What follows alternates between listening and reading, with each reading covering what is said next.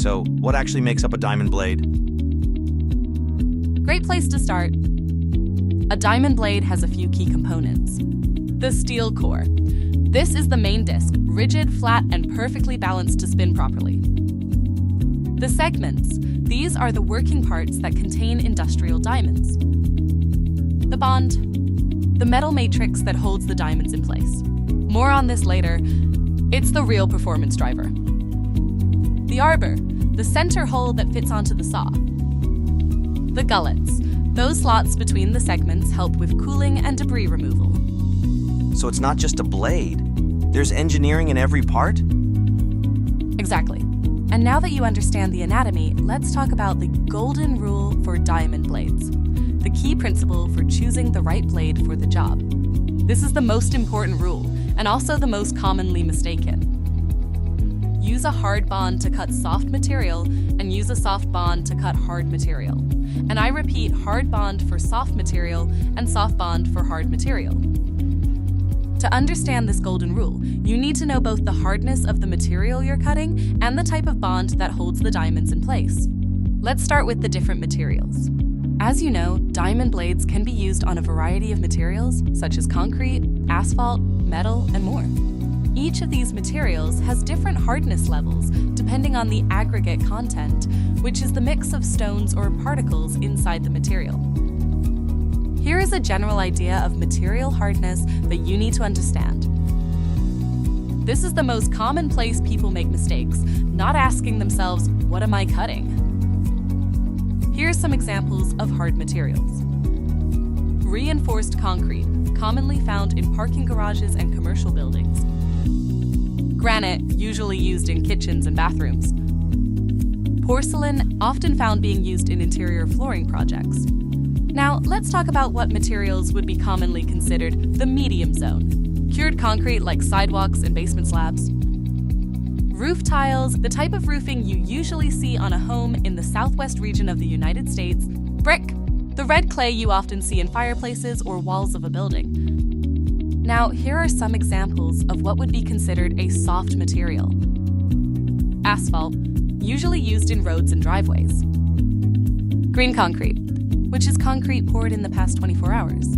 Concrete blocks, like the blocks you see when creating the foundation of a building. Okay, thanks for going over the different types of materials. Now, I get that bond matters, but can you elaborate a little further so we are on the same page? Of course. Diamond blades don't cut like a knife. They grind through the material. As the blade cuts, the bond gradually wears away, allowing new sharp diamonds to be exposed. This process keeps the blade cutting efficiently. If the bond is too soft for the material you're cutting, it will wear down too quickly, wasting precious diamonds. If the bond is too hard, it won't wear fast enough to expose new diamonds, causing the blade to glaze. This is why you need to choose a softer bond for harder materials and a harder bond for softer materials. So, matching the bond to the material saves you a lot of time and money. Got it. So always match the bond to how aggressive the material is for maximum efficiency? You've got it. Now, there's the types of rims on a diamond blade. This is your visual cue for what the blade's good at. The segmented rim, great for general construction. The continuous rim, smoothest finish. Best for clean finish on porcelain tile. The turbo rim, a balance between continuous and segmented. Great for concrete pavers. Okay, so basically, knowing the types of rims and the job at hand makes the decision that much easier. Exactly. Now, let's talk about how most manufacturers break down their blade tiers. Good, better, and best. The good. Entry level. Great for DIY and rentals.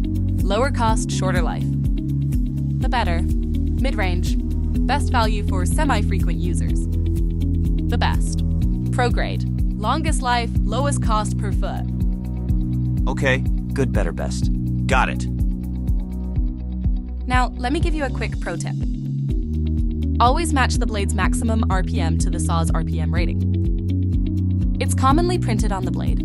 If the saw spins too fast, the blade can overheat or even fail. Too slow and it drags. So that's something that's commonly overlooked, is the RPM? Yes, commonly overlooked, but a crucial factor in overall performance. Okay, cool. Can you give me a quick cheat sheet when making my final decision? Yes, here's what to ask yourself every time. What material are you cutting? What size of blade is necessary for the job? What kind of saw is it? Wet or dry? How often are you cutting? Got it. And when in doubt? Call Diamond Tools USA. We live and breathe diamond blades and we'll match you to the right one for your job.